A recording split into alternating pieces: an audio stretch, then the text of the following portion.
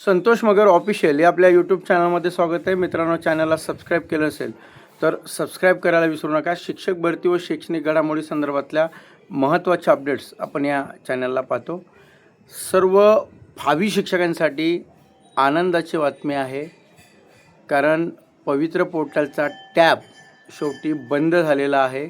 आज फक्त 1 दिवसाची मुदत त्या ठिकाणी मिळाली आहे. म्हणजे ज्या संस्था ह्या अंतिम टप्प्यामध्ये आहेत, काही तांत्रिक अडचणीमुळं त्यांच्या जागा अपलोड झालेल्या नाही आहेत, फक्त अशा संस्थांना आज शेवटचा दिवस होता आणि आज जवळपास जी मुदतवाढ गेल्या 4 वेळेस त्या ठिकाणी मिळाली ती आता या ठिकाणी बंद झालेली आहे. त्यामुळं इथून पुढची जी शिक्षक भरतीची प्रक्रिया आहे ती आता 100% वेगाने होणार असल्याची माहिती त्या ठिकाणी कळते. त्यामुळं जागासुद्धा चांगल्या आहेत आणि दुसरं म्हणजे आज टॅब त्या ठिकाणी बंद होईल आणि लगेच काही दिवसामध्ये या भरती प्रक्रियेला सुरुवात त्या ठिकाणी लवकरच होईल. त्यामुळं पुढची जी स्टेप आहे ती आहे प्रेफरन्सची. तुम्हाला आलेल्या प्रेफरन्सचा अभ्यास करून व्यवस्थित प्रेफरन्स देण्याची.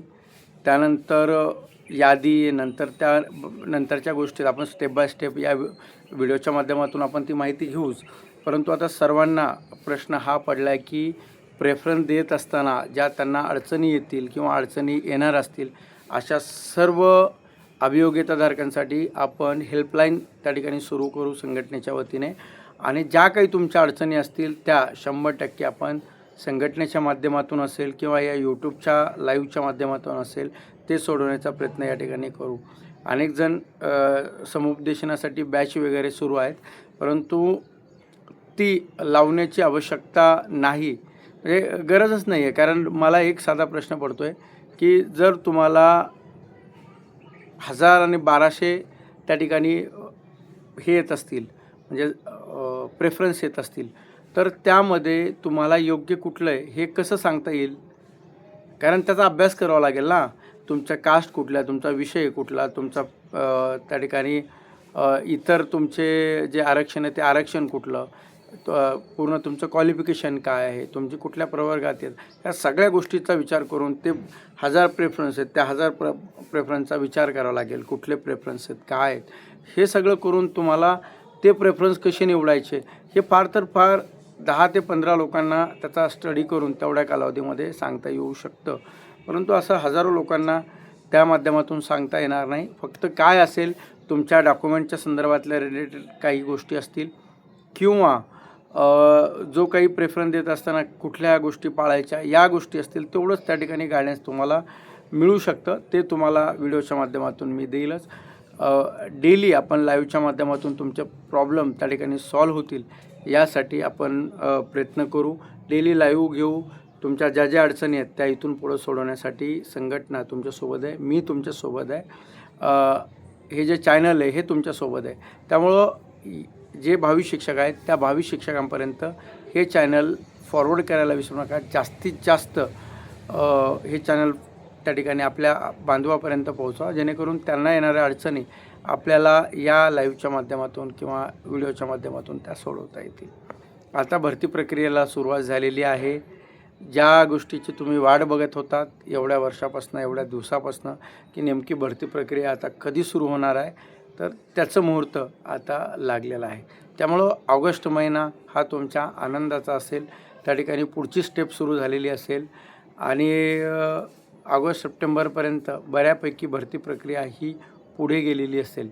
त्यामुळं या वर्षीपर्यंत जर आता विचार जर केला तर, कारण पुढे तर कुठलीही गोष्ट नाही आहे तुम्हाला अडथळा येणारी, त्यामुळं पुढच्या काही कालावधीमध्ये शासनाने जसं 2024ची भरती ही तात्काळमध्ये तारखा देऊन 15-20 दिवसात यादी, 15-20 दिवसात प्रेफरन्स असं जर केलं तर तुम्हाला ऑगस्ट सप्टेंबरपर्यंत तुमच्या याद्या लागतील आणि दिवाळीपर्यंत तुम्हाला नियुक्त्या, म्हणजे सेकंड जे टर्म आहे शाळा सुरू होण्याचा त्यावेळेस तुम्हाला त्या ठिकाणच्या नियुक्त्या मिळू शकतात.